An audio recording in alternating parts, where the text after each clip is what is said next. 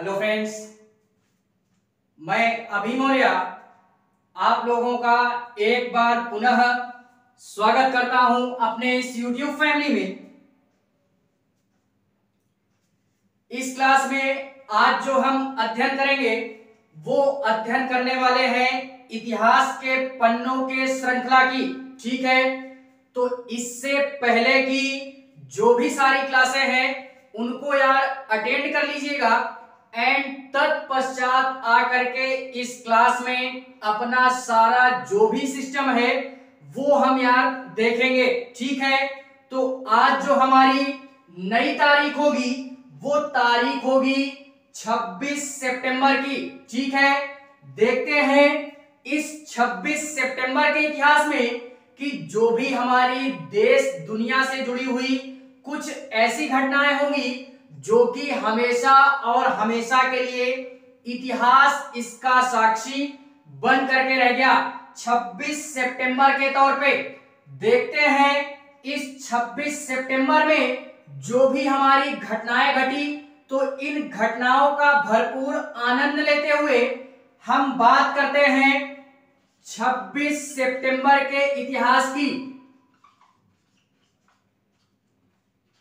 26 सितंबर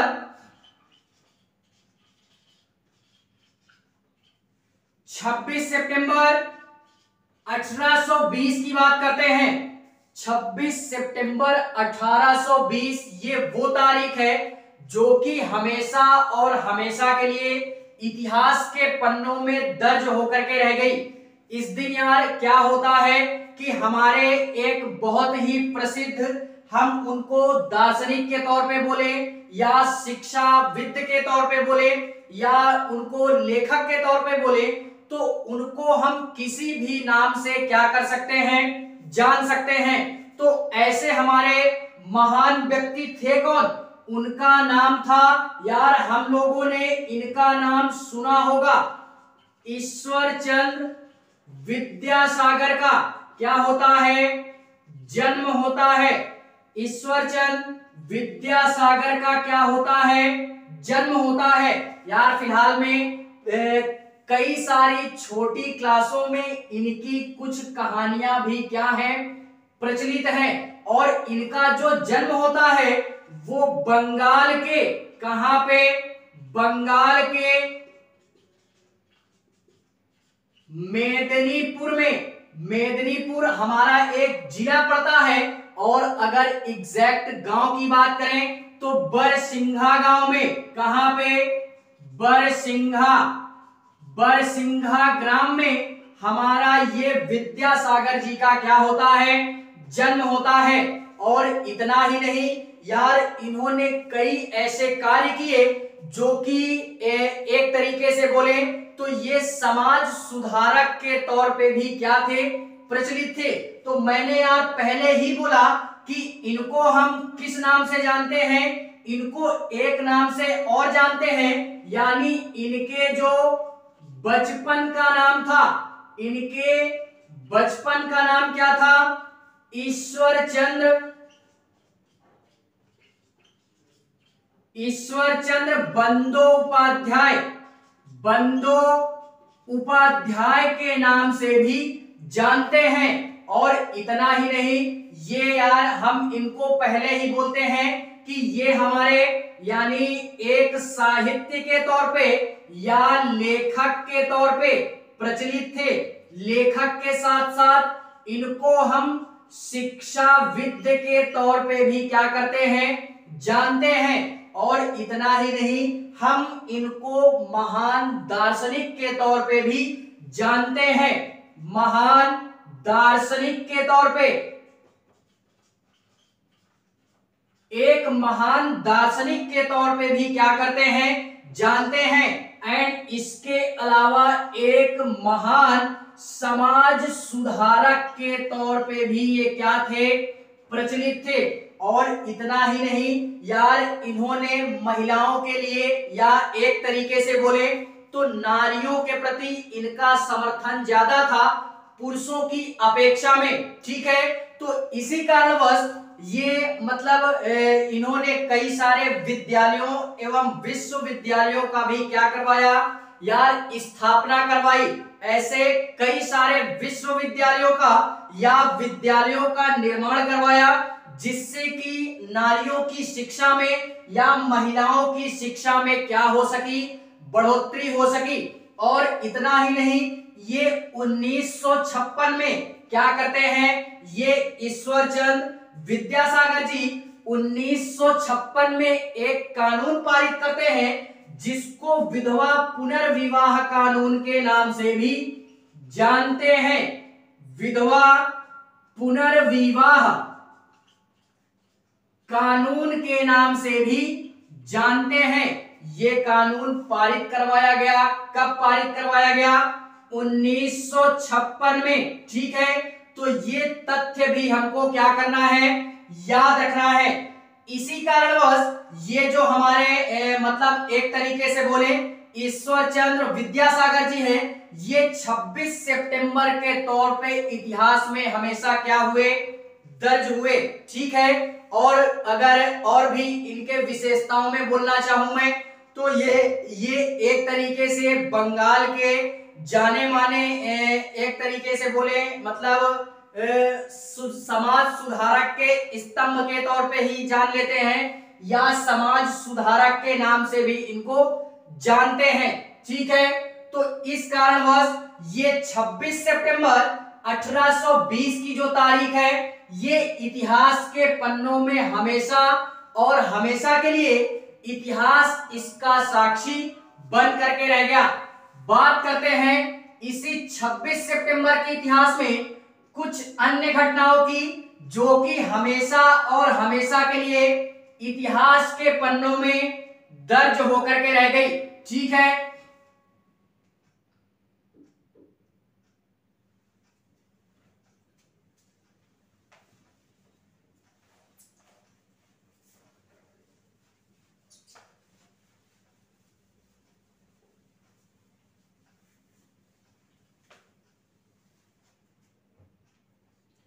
देखते हैं इसी में 26 सितंबर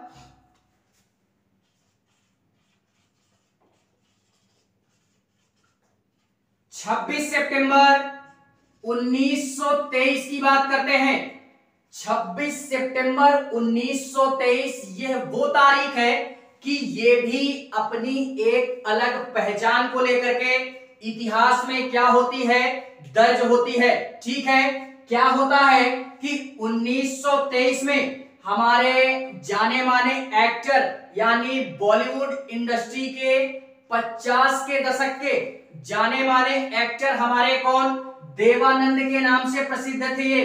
तो इनका क्या होता है, 1923 में देवानंद का जन्म होता है।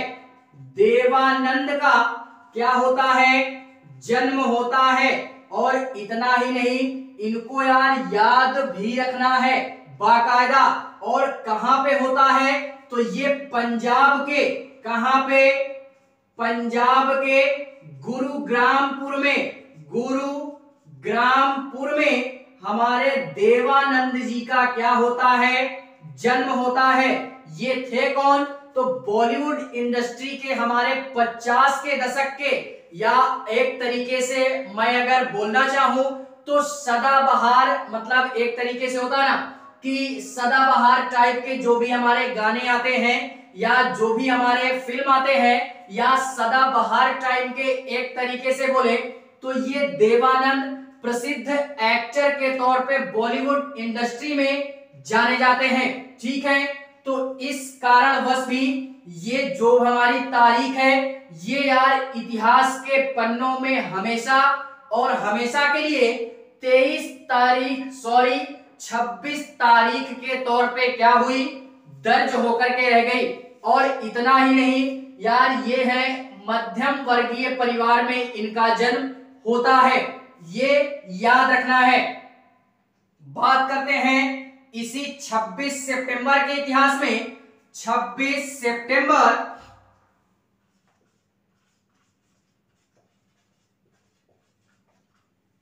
सितंबर 1931 की बात करते हैं।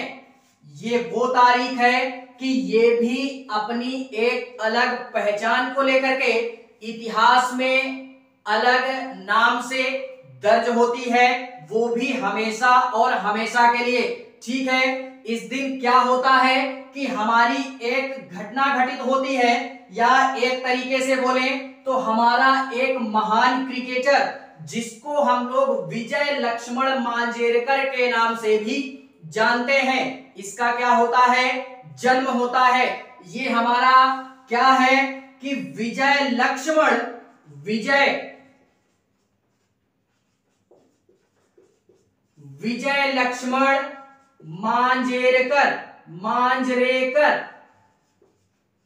मांजरेकर का क्या होता है, जन्म होता है।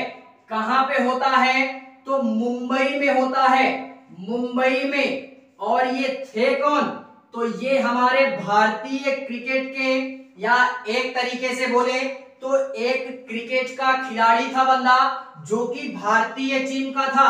कौन था, भारतीय टीम का क्रिकेटर था, हमारा क्रिकेटर था। और इतना ही नहीं, ये जो हमारे मांजरेकर जी हैं, ये यार एक तरीके से बोले तो ये अपने पूरे संपूर्ण जीवन काल के दौरान में ये कुल मिलाकर के 55 टेस्ट मैचों में अपनी भागीदारी निभाते हैं, या 55 टेस्ट मैचों में ये क्या करते हैं, भाग लेते हैं या खेलते हैं। कितने, 55 टेस्ट मैचों में, जिसमें से क्या करते हैं कि 1951 में एक टेस्ट मैच होता है, 1951 में एक हमारा टेस्ट मैच होता है इंडिया और इंग्लैंड के मध्य में। किसके मध्य में, इंग्लैंड और इंडिया के मध्य में, इंडिया और इंग्लैंड के मध्य में। और ये होता कहां पे है, तो ये हमारा कोलकाता में होता है, कोलकाता में। इंडिया और इंग्लैंड के मध्य में कोलकाता में हमारा ये टेस्ट मैच होता है 1951 में, जिसमें इन्होंने एक बहुत ही बड़ा पदार्पण भी क्या किया, हासिल किया, या बहुत ही उन्नति के साथ में पद का कार्यभार संभालने का जो श्रेय जाता है, वो हमारे विजय लक्ष्मण मांजरेकर जी को ही जाता है। और इतना ही नहीं, इनके विशेषताओं में अगर मैं और बोलना चाहूं तो ये जो मांजरेकर जी हैं, ये एक तरीके से ऑफ स्पिनर भी रह चुके हैं, और इसके साथ साथ में एक बहुत ही अच्छे विकेट कीपर भी रह चुके हैं। और विकेट कीपर के साथ साथ ये अच्छे या कुशल क्षेत्र रक्षक भी रह चुके हैं। यानी एक तरीके से बोले तो जो हमारे फील्डर्स वगैरह होते हैं, जो फील्डिंग करते हैं, ना कि विकेट कीपर वगैरह, और ना ही मतलब कीपिंग को छोड़ करके जो भी हमारे आसपास फील्डर्स होते हैं, उनको हम लोग अगर शुद्ध हिंदी में बोलना चाहें तो कुशल क्षेत्र रक्षक के तौर पे इनकी गिनती क्या होती है। ठीक है, तो इन सारी घटनाओं को क्या करना है, याद रखना है। और इतना ही नहीं, इनका एक पुत्र था जिसने यार, उसने भी भारतीय टीम की तरफ से कई सारे टेस्ट मैचों में अपना योगदान दिया।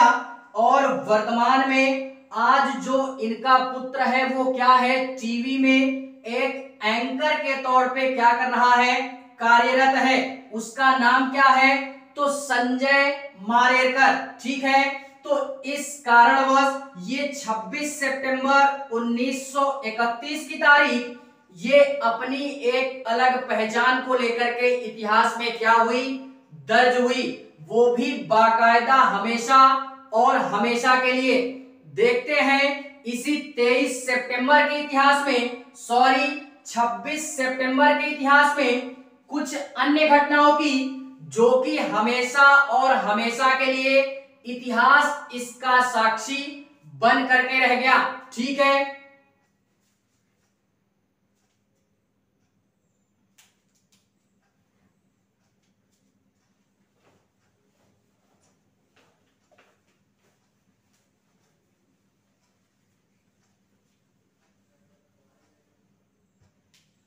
देखते हैं इसी में 26 सितंबर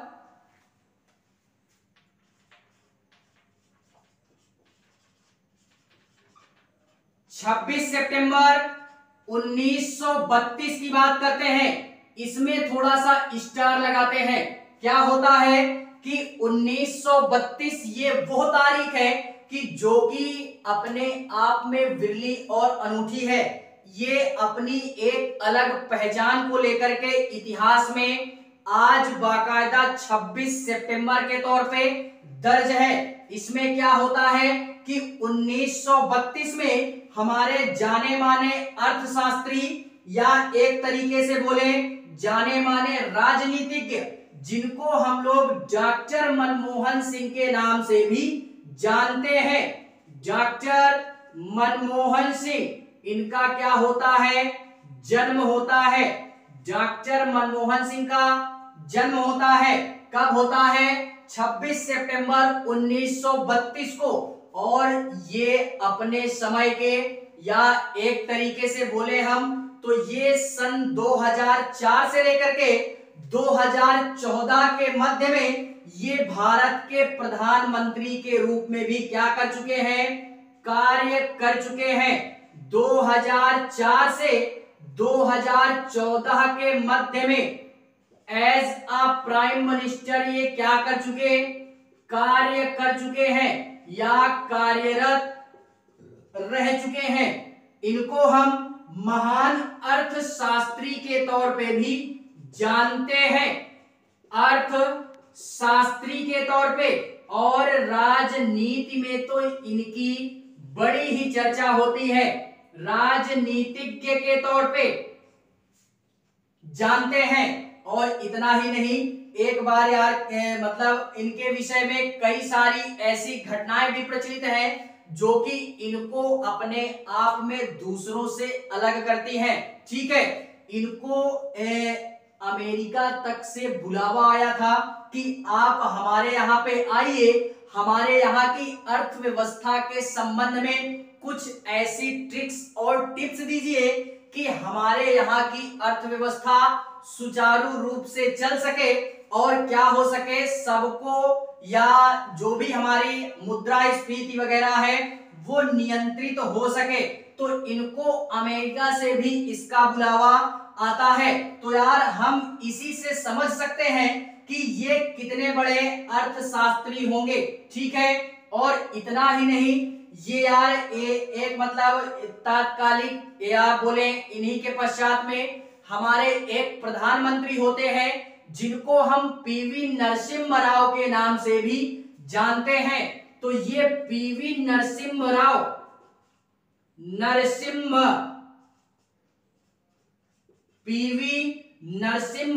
के समय में, पीवी नरसिम्हा राव के समय में यार एक तरीके से ये मनमोहन सिंह क्या करते हैं, एज अ वित्त मंत्री कार्य करते हैं। क्या करते हैं, एज अ वित्त मंत्री कार्य करते हैं। वित्त मंत्री बोले तो वही हमारा यानी अर्थशास्त्री के तौर पे क्या करते हैं, काम करते हैं। इस कारणवश ये 26 सितंबर 1932 की जो तारीख है ये अपने आप में इतिहास के पन्नों में क्या हुई, आज बाकायदा दर्ज होकर के रह गई, जिसका साक्षी बाकायदा ये 26 सितंबर की क्या है, तारीख है। बात करते हैं इसी 26 सितंबर में कुछ अन्य घटनाओं की जो कि हमेशा और हमेशा के लिए इतिहास इसका गवाह या साक्षी बनकर के रह गया। ठीक है,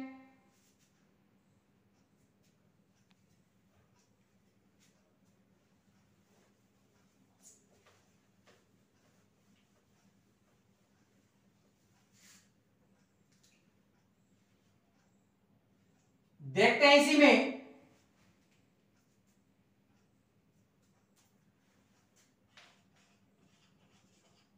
26 सितंबर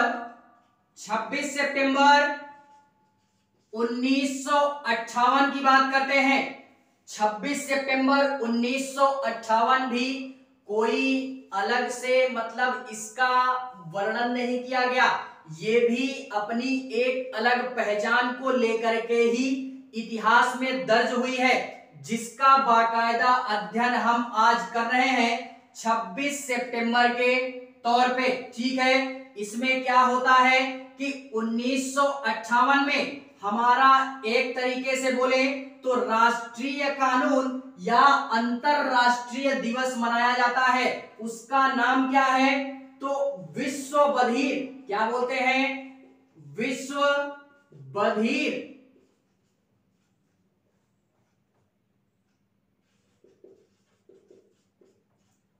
बधिर दिवस के नाम से भी जानते हैं। विश्व बधिर दिवस मनाने की शुरुआत कब से होती है? 26 सितंबर से, और इसको हम लोग विश्व बधिर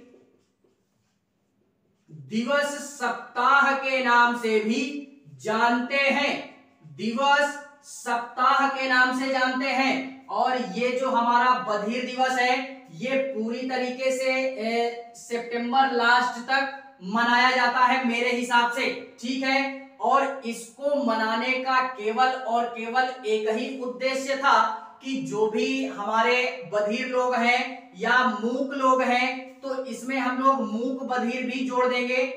विश्व मूक बधिर दिवस बोल देते हैं इसको। मूक यानी गूंगा और बहरा। ठीक है, तो इन्हीं के सामाजिक हितों को लेकर के, आर्थिक हितों को लेकर के या राजनीतिक हितों को लेकर के, इनके सारी चीजों में समाज में जो भी इनके मतलब एक तरीके से कानून है, अधिनियम है, इनको प्राप्त कराया जा सके ताकि ये किसी भी चीज से वंचित ना रह सके।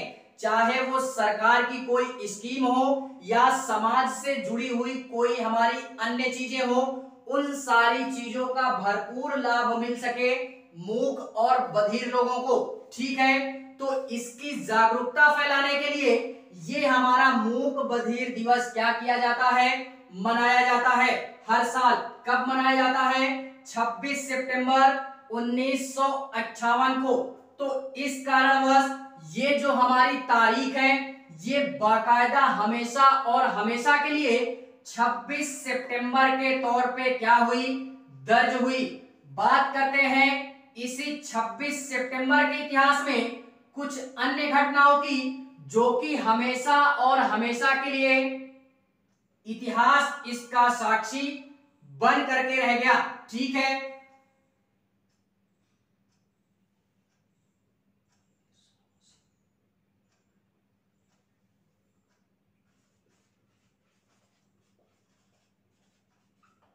छब्बीस सितंबर 1989 की बात करते हैं।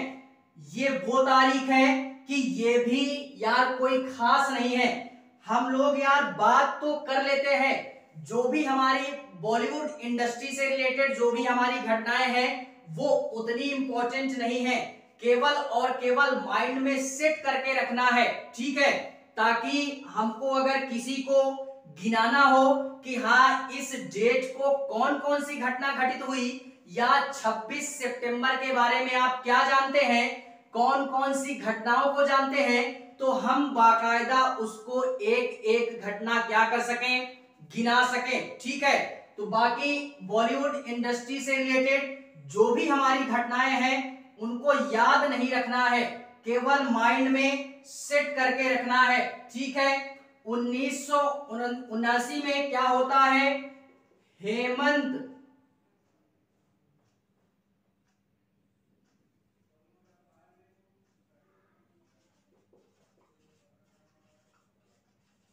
हेमंत कुमार का निधन होता है।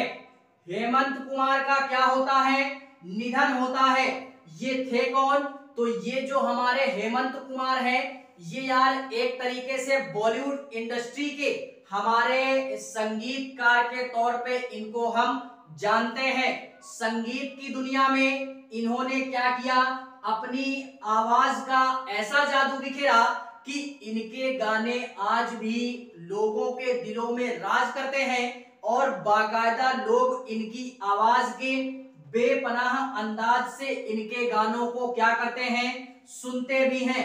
और इतना ही नहीं, ये हेमंत कुमार एक फिल्म निर्माता के तौर पे, एक पार्श्व गायक के तौर पे हमारे क्या होते हैं, जाने जाते हैं। इन्होंने बंगाली भाषा में तो गानों को गाया ही, जो कि गैर फिल्मी एल्बम में है, यानी फिल्मों के गाने नहीं हैं, वो गैर फिल्मी एल्बम गाने हैं। तो बंगाली भाषा में इन्होंने अपने सुरों का जादू तो बिखेरा ही, और इसके अलावा ये हिंदी भाषा में भी अपनी आवाज से लोगों के दिलों में आज भी क्या कर रहे हैं, राज करते हैं। ठीक है, तो इस कारणवश ये 1989 की तारीख ये हमेशा और हमेशा के लिए इतिहास में इन्होंने हेमंत कुमार के तौर पे क्या हुई, दर्ज हुई एज 26 सितंबर में। ठीक है, तो ये हुई हमारी कुछ 26 सितंबर से जुड़ी हुई ऐसी घटनाएं जो कि देश दुनिया की तमाम ऐसी घटनाएं थी जो कि जानना बेहद और बेहद क्या थी, आवश्यक थी। ठीक है, बाकी क्लास अगर अच्छी लगे तो लाइक करें, कमेंट करें और हाँ, चैनल को सब्सक्राइब जरूर करें। बाकी मिलते हैं किसी इसी इतिहास के पन्नों की श्रृंखला में, किसी नए दिन के इतिहास पे। तब तक के लिए बाय।